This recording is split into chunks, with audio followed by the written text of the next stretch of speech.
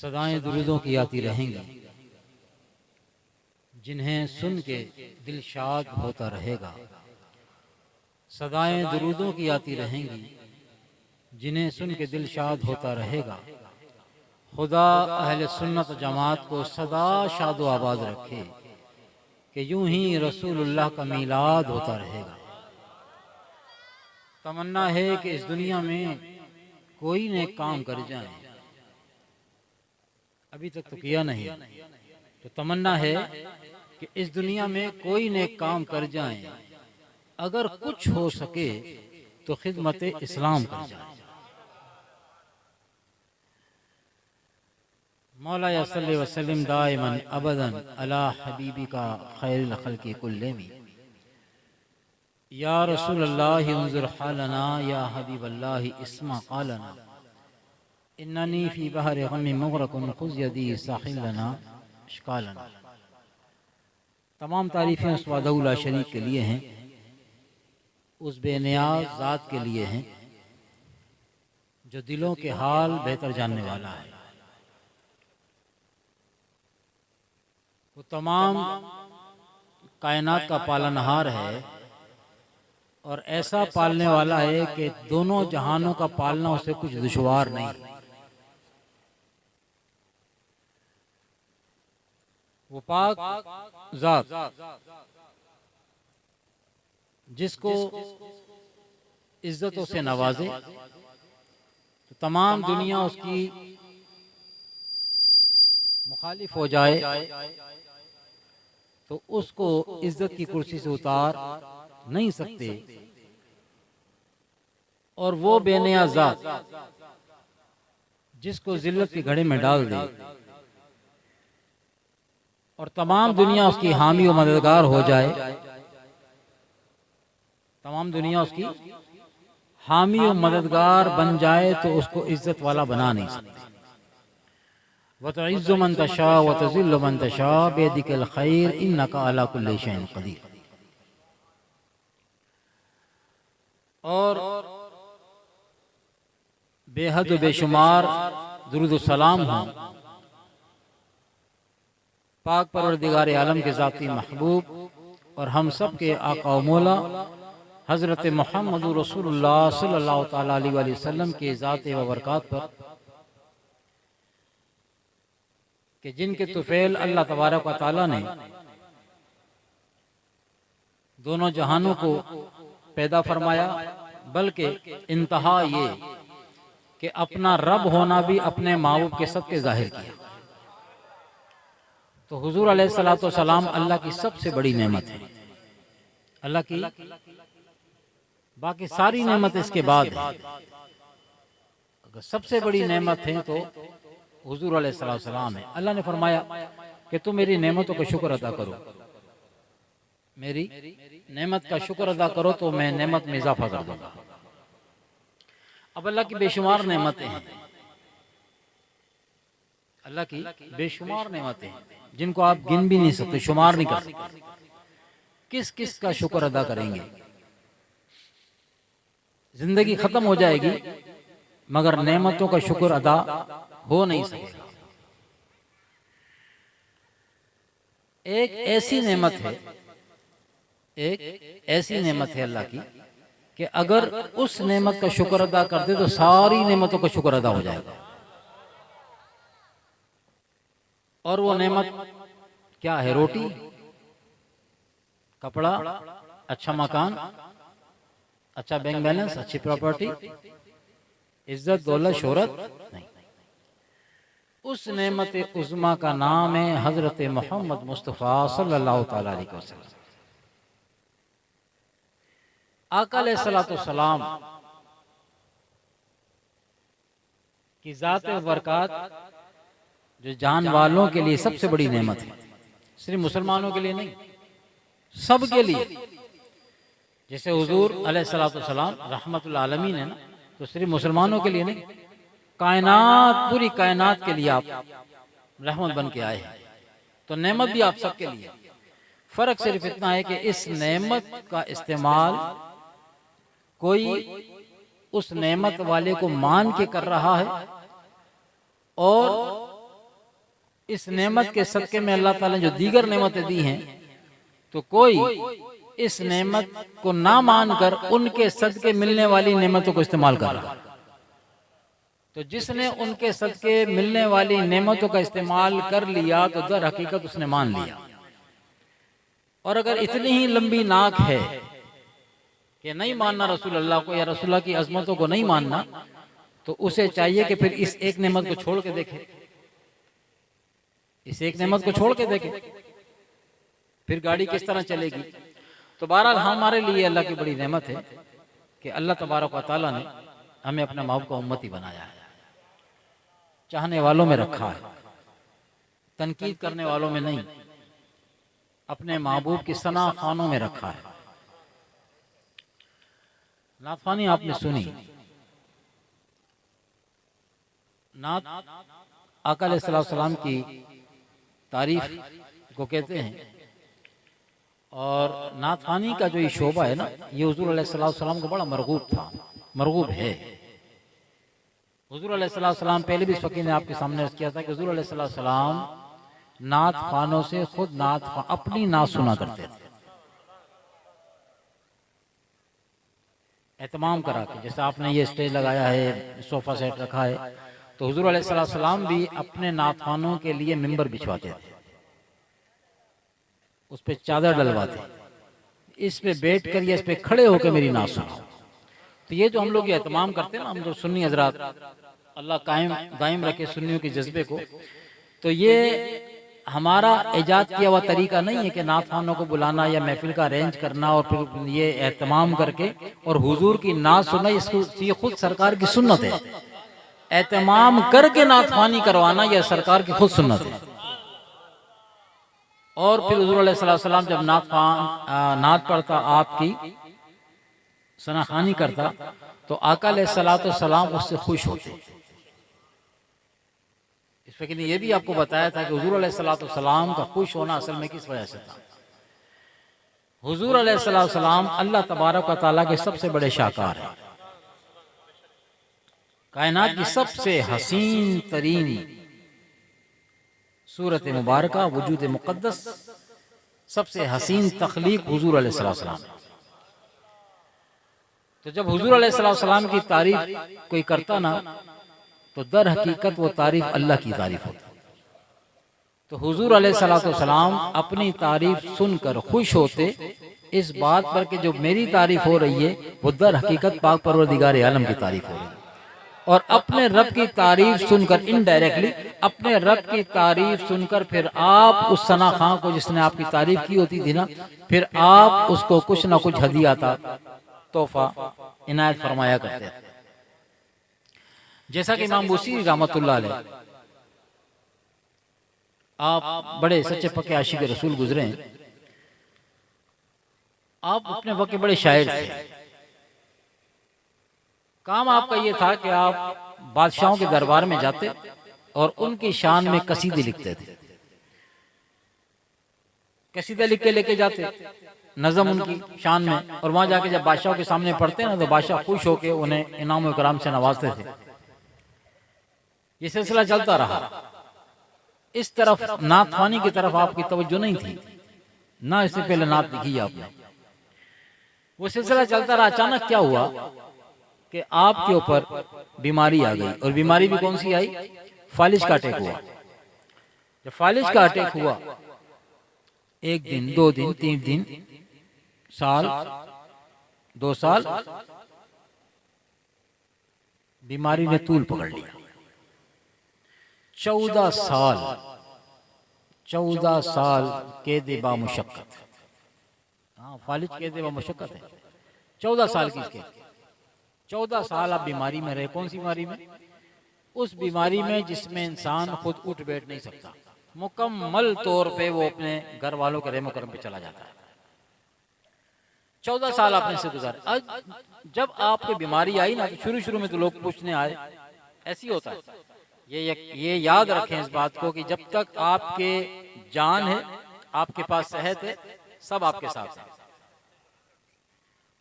खुदा न खास्ता सेहत रुखसत हो गई और चरपाई पे आ गए, और आपको किसी का सहारा लेके चलने की जरूरत पेश हुई ना, फिर सारे तलाश करने पड़ेंगे, सहारा देने वाले नहीं आएंगे।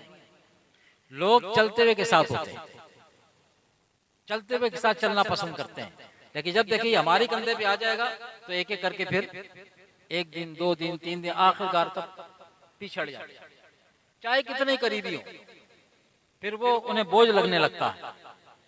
तो ये दुनिया चलने वालों के साथ चलती है, ये हकीकत है, इसमें कोई लगी लिपटी बात नहीं है। कितने करीबी रिश्ते हो ना, आप हशाश बशाश हैं तो सब आपके अपने पराए, सब आपके साथ खड़े हैं, लेकिन खुदा ना खास्ता अगर बिस्तर पे चले गए तो 2-4 दिन 8 दिन 10 दिन महीना, उसके बाद फिर कभी कभार आएंगे मिलने। तो इनके साथ भी यही हुआ। कहाँ तो इतनी आओ भगत होती थी बादशाहों के दरबार में, पूछा जाता था भाई क्यों नहीं आया क्यों नहीं आया। जब टाइम बढ़ने लगा ना, पता चला कि वो बादशाहों के दरबार से इनाम पाने वाला, उनकी शायरी उनकी शान में कसीदे लिखने वाला बीमार हो गया। तो शुरू में तो पूछा, फिर बाद में आहिस्ता आहिस्ता करके सब वास्ते वाले ने वास्ता छोड़ दिया। अब इतने बड़े शायर की बीमारी थी और उसकी अपनी तन्हाई थी। अब जब सबने साथ छोड़ा ना, जब सबने साथ छोड़ा तो फिर अब वो याद आया जो किसी को नहीं छोड़ता। अब कलम उठाया उसी हालत बीमारी में, और अब याद किया अल्लाह के महबूब को, अल्लाह के महबूब को याद किया। पहले तो अल्लाह से कहा, क्या कहा आपने? लिखा मौला या सल्ले वसल्लिम दायमन अबदन, ए मेरे रब, ए मेरे रब, मेरे आका मौला सल्लल्लाहु ताला अलैहि वसल्लम पे तू दुरूद सलाम भेज। अल्लाह से कहा, और कब तक भेज? ताबत तक, कयामत तक, कयामत तक अल्लाह ताला से ये अर्ज की कि तू मेरे महबूब पर, मेरे आका पर तू दुरूद भेज। और फिर पूरा कसीदा हुजूर की शान में, हुजूर की नात लिखी, और उस कसीदे के अंदर अपने दिल का दर्द लिखा। 14 साल से पड़े हुए थे ना बिस्तर पे, अब जब मिलने जुलने वालों ने रास्ता काट लिया ना, कोई नहीं मिल, अब वो जो तन्हाई थी वो डसने लगी थी, और रिश्तों के पता पड़ गया था आपका वो होता है जो आपके दुख में काम आता है। खुशी में तो हर एक पराया भी अपना बन जाता है, जो दुख में आपके काम आए ना अतर में, वो आपका है। तो अब वो तो सारे भाग गए जो बड़ी तारीफें किया करते, सारे निकल गए। अब जब इनको याद आई कि अब तो कोई नहीं रहा, वो जिनको मैं अपना समझता था तो मेरे नहीं थे। तो जब उस फिर हाल में फिर नात लिखी, हुजूर को याद किया। जब हुजूर को याद किया ना, तो वो करम फरमाने वाले हैं, तो वहां से ये जवाब नहीं आया कि अब बीमार हुआ है तो हमें याद करता है, जब दुनिया ने छोड़ दिया तब हमें याद करता है। वहां से ये जवाब नहीं आया, बल्कि आपने वो कसीदा लिखा, और कसीदा लिख के वहीं लेटे लेटे हुजूर की बारगाह में उसको पेश कर दिया, रूहानी तौर पे, जैसे हम इसाले सवाब करते हैं ना, हुजूर की बारगाह में उसको सेंड कर दिया। मोबाइल की जो लैंग्वेज में समझ लें, वो रूहानी तौर पे सेंड कर दिया। जब हुजूर की बारगाह में आपको पेश किया, वो कसीदा पेश किया, तो जब रात हुई तो इमाम बुसीरी रहमतुल्लाह अलैह फरमाते हैं कि मैं सोया तो मैंने देखा कि आका अलैहिस्सलाम तशरीफ ले आए। हुजूर तशरीफ फरमा हुए, करम फरमा दिया। उस कसीदे में याद किया था हुजूर को, रो रो के कसीदा लिखा था। दिल टूट गया ना लोगों से, तो हुजूर जब आते हैं जब दिल टूटता है, इसको तोड़ो, तू बचा बचा के न रख इसे, तेरा आईना है वो आईना। अल्लामा इकबाल ने फरमाया, इस पे कभी फिर कभी बात करेगा इस शेर के ऊपर। तू बचा बचा के न रख इसे, तेरा आईना है वो आईना। दिल को टूटने से मत बचाओ, इसके टूटने में ही इसका बनना है। आम आईने होते हैं ना, आप शीशा लेकर आते हैं दुकान से, बड़ी एहतियात से लेकर आते हैं, टूट ना जाए। घर में भी लाके बच्चों से बचाया, टूट ना जाए, कोई शीशे की चीजें टूट ना जाए। तो आम जो आईने होते हैं उन्हें टूटने से बचाया जाता है, तो उसकी खूबसूरती बाकी रहती है। जिसमें आप चेहरा देखते हैं ना, वो टूटने से बचे तो उसकी खूबसूरती बाकी रहती है। और दिल को भी आईना कहा जाता है। ये आईना है दिल। ये दिल का जो आईना है ना, इसकी खूबसूरती इसके बने रहने में नहीं है, इसके टूट जाने में है। और हम इसे टूटने से बचाते हैं कि किसी की कोई हमें कोई ऐसी बात ना बोले कि हमारा दिल टूट जाए। ऐसा होता है ना, कोई कोई हमें ऐसा जुमला ना बोले हमारा दिल, तुमने तो बात ऐसी कर दी मेरा दिल ही टूट गया। बुरा मान के कहते हैं। और अल्लाह में इकबाल क्या इशारा दे रहे हैं कि तू बचा बचा के न रख इसे, तेरा आईना है वो आईना, जो शिकस्ता हो तो अजीज तर, शिकस्ता माने टूटा फूटा, जो शिकस्ता हो तो अजीज तर है निगाह आईना साज। ये टूटेगा तो अल्लाह की बारगाह में जगह पाएगा, अल्लाह की बारगाह में मकाम पाएगा, अल्लाह के रसूल की बारगाह में जाके मकाम पाएगा। अगर ये साबुतुली घूमता रहा, मुझे कोई कुछ ना बोले, आपने अल्लाह तौफीक दे, आपने नमाज शुरू करी, सर पे टोपी आ गई, आपने टोपी के ऊपर इमामा बांधना शुरू कर दिया, चेहरे पे हुजूर की मोहब्बत में दाढ़ी भी सजा ली, अब आएंगे एक तीर इधर से है वो मुल्ला, एक इधर वो मौलवी, ये क्या ये लगेंगे आके ना। नमाज पढ़ना जुर्म हो गया, इमामा बांधना जुर्म हो गया, दाढ़ी रखना जुर्म। इससे पहले तो ताना नहीं मिला, सरकार के रंग में रंगा तो ताने आने मिले, लोग ताने देने, मजाकन मजाकन, ये ओ मौलवी क्या अंदाज है, ये क्या अंदाज है। उस बेसिकली तो उस बंदे की इज्जत करनी चाहिए ना, जो रसूल अल्लाह का गेटअप इख्तियार करे। अल्लाह किसी मुसलमान को तौफीक दे और अपने नबी के गेटअप में आ जाए तो हमें तो उसकी इज्जत करनी चाहिए। लेकिन शैतान करवाता क्या है कि हमारी जुबानों से उसको टारगेट करवाता है, ओ मौलवी, ओ मुल्ला, दाढ़ी रख ली तो वो मुल्ला हो गया। दाढ़ी तो हर मुसलमान को, हर मुसलमान को मौलवी होना चाहिए। अगर दाढ़ी रखने से मुल्ला कहलाता है ना, फिर हर मुसलमान को मुल्ला होना चाहिए, क्योंकि दाढ़ी तो हुजूर की सुन्नत है। दाढ़ी रखने से कहते हैं चेहरा बदनुमा लगता है। शायर ने कहा कि दाढ़ी रखने से अगर चेहरा बदनुमा लगता तो दाढ़ी कभी मेरे सरकार की सुन्नत ही नहीं होती। क्यों? कि अल्लाह ताला ने अपने हबीब को हर ऐब से पाक पैदा किया है। हमारे नजदीक दाढ़ी रखना ऐब है, और अल्लाह ने अपने माऊब के चेहरे पे दाढ़ी सजाई। बल्कि नहीं, फकीर ये कहता है, मामला अदब का है, फकीर ये कहता है कि औरों के तो सबके चेहरों को दाढ़ी से सजाया गया, और दाढ़ी को हुजूर अलैहिस्सलातो सलाम के चेहरे मुबारक से सजाया गया, क्योंकि हर बात मेरे रसूल से है, हुजूर किसी से नहीं है, जो कुछ है हुजूर से है।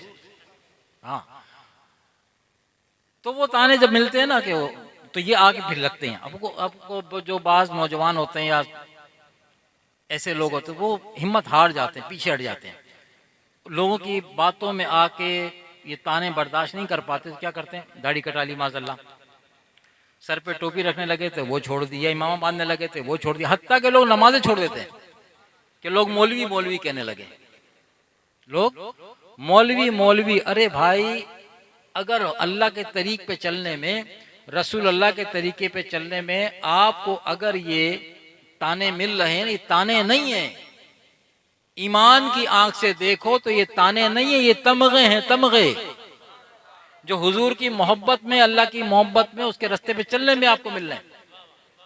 ये बेचीज हैं, ये गालियां, ये ताने, इनको हंसी खुशी इस्तेमाल करो, ले आओ, बोले एक नहीं तो दो ताने दे यार। और ताने देने वालों को दुश्मन भी मत समझो, ताने देने वालों को दुश्मन ख्याल मत करो, उनके लिए बदुआ नहीं करो, वो तो आपके खैर ख्वाह हैं।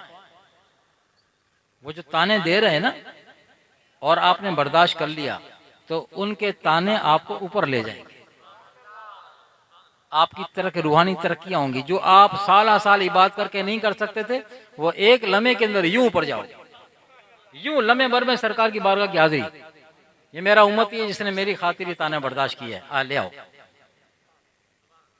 तो हुजूर का तरीक जो है वो बंदे को इज्जत बख्शता है। शैतान, नफ्स व शैतान उसकी मुखालफत करवा के उसको रास्ते से हटाना चाहते हैं। अब वो सब्र करे, लोगों की बातों पे सब्र करे और मुस्तकिल मिजाजी के साथ उस रास्ते पे चलता रहे तो फिर दुनिया भी उसकी है, आखिरत भी उसकी है। दुनिया ही मिलेगी और आखिरत तो उसकी है ये। तो वो उसने इमाम बूसी रहमतुल्लाह अलैह ने कसीदा लिखा और लिखने के बाद हुजूर की बारगाह में पेश कर दिया। हुजूर तशरीफ ले आए। तशरीफ लाए तो आपने फरमाया बूसीरी वो कसीदा तो सुनाओ। अर्ज की सरकार मैं बीमार हूं। हुजूर तो जानते थे बीमार है, लेकिन इमाम बूसीरी भी जानते सरकार जानते हैं मेरे बारे में बीमार हूं। तो ये मतलब अर्ज करने का मतलब क्या था कि सरकार हुक्म सर आंखों पे, मगर लेटे लेटे सुनाना अदब के खिलाफ है। मैं खड़ा होके अदब से आपकी बारगाह में पढ़ूं ना, और फालिज ही मुझे उठने नहीं देता। 14 साल हो चुके हैं। तो आका अलैहिस्सलाम मुस्कुराए और मुस्कुरा के आपने अपना दस्ते मुबारक इमाम बूसीरी के सर पे रखा। सर पे रखा। 14 साल का जो फालिज के असरात थे दिमाग पे, वो खत्म हो गए। आका अलैहिस्सलाम का दस्ते मुबारक जिस्म पे से लगता जाता था, फालिज आनन फानन खत्म होता जाता था। सर से लेके पांव तक सरकार ने दस्ते मुबारक फेरा। वो 14 साल का फालिज जो हकीम इलाज कर करके थक चुके थे, वो जाता ही नहीं था, लम्हे भर में चला गया। तू बचा बचा के न रख इसे, तेरा आईना है वो आईना जो शिकस्ता हो तो अजीज तर है निगाह है आईना साज में। ये दिल टूटा, टूटे दिल के साथ कलाम लिखा, टूटे दिल के साथ सरकार की नात लिखी, टूटे हुए दिल के साथ लिखी ना, तो फिर हकीमों का हकीम आ गया, फिर डॉक्टरों का डॉक्टर आ गया। क्या बात है, कौन सा फालिज है बताओ। जब वो फालिज के असरात खत्म हो गए, सरकार ने फरमाया बूसीरी सुनाओ। तो इमाम बूसीरी खड़े हुए, अदब के साथ खड़े हुए, और वो कसीदा हुजूर की बारगाह में पेश किया। कौन सा कसीदा, वो आप सब पढ़ते हैं ना, पढ़िए। मौला या सल्ली व सल्लिम दाइम अबदन अला हबीबी का खैरिल खल्क़ि कुल्लिहिम। मौला या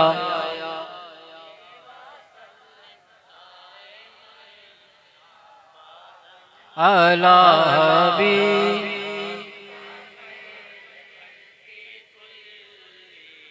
वो झूम झूम के पढ़ रहे थे, हुजूर समाज फरमा रहे थे। कसीदा मुकम्मल हो गया। कसीदा जब मुकम्मल हुआ ना, तो हुजूर ऐसे खुश हुए, हुजूर ऐसे खुश हुए कि अपनी चादर मुबारक उतार के इमाम बूसीरी को आपने हदिया अता फरमाया। अब आपको याद है, हमने कहा था हुजूर अपने नातमा से नात सुनते थे, उसे कुछ न कुछ तोहफा दिया करते थे। तो अपनी चादर मुबारक उतार के इमाम बूसीरी को अता फरमा दी। ये ले लो। उम्मती के लिए इससे बड़ी और नेमत क्या होगी। हुजूर के जिस्म अक़दस से लगने वाला कपड़ा, हुजूर के जिस्म अक़दस से, या यूं कहना चाहिए कि हुजूर के जिस चादर ने हुजूर के चेहरे के, हुजूर के शानों के, हुजूर के वजूद मुकद्दस के बोसे लिए हों, वो कपड़ा इमाम बूसीरी को दिया गया। इमाम बूसीरी ये रख लो। वो आपने लिया।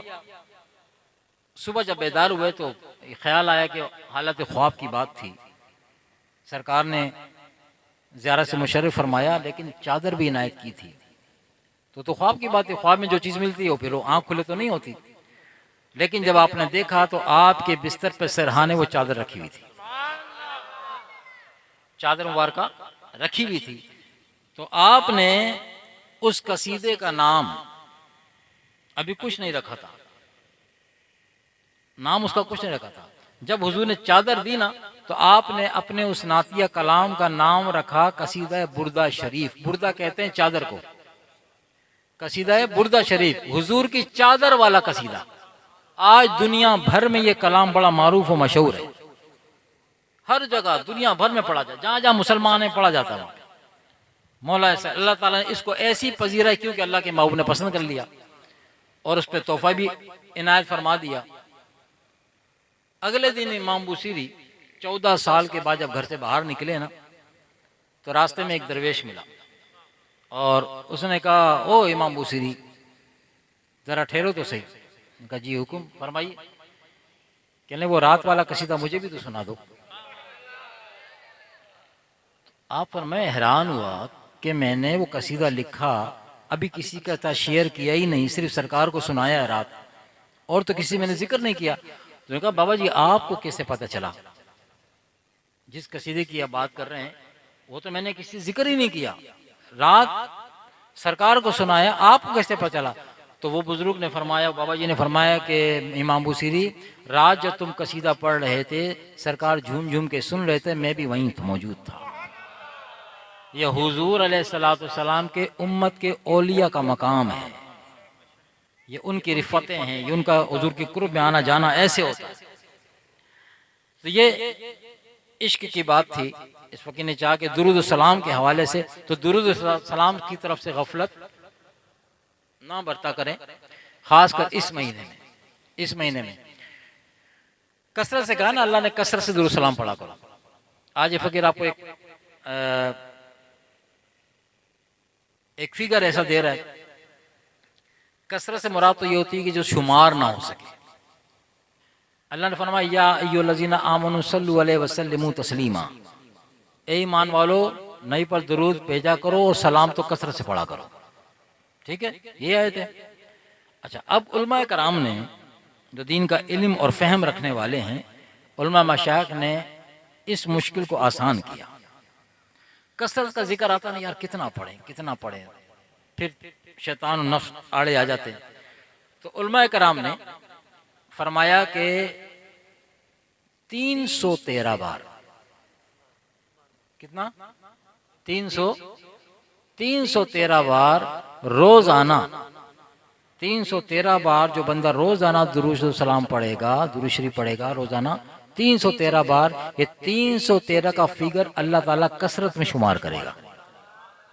अब 313 में कितना टाइम लगता है पढ़ने में? जरूरी नहीं कि आप एक ही टाइम बैठ के पढ़ें, 24 घंटे में आप थोड़ा थोड़ा करके पूरा कर लें, लेकिन रूटीन बना लें कि अब 24 घंटे 313 के खाली नहीं जाएंगे। 313 का फिगर मैंने रोजाना हुजूर की बारगाह में 313 बार ये, और ये फिगर पता है किसका फिगर है? 313, ये 313 का फिगर जो है ये असहाबे बदर का फिगर है। ऐसे ही असहाबे बदर का फिगर है, जिनको अल्लाह ताला ने इतना बड़ा इनाम से नवाजा, ऐसा किसी को अल्लाह ने इनाम नहीं दिया। अल्लाह ने फरमाया कि जब इन्होंने 313 ने अपनी किल्लत के बावजूद, 1000 का लश्कर सामने है और ये सिर्फ 313 है, असला भी पूरा नहीं, एक कदम पीछे नहीं हटाया और 1000 के लश्कर से टकरा गए। हुजूर अलैहिस्सलाम साथ हैं, बस हुजूर के नाम पे जान भी कुर्बान। उन्होंने नहीं देखा कि असला पूरा है कि नहीं।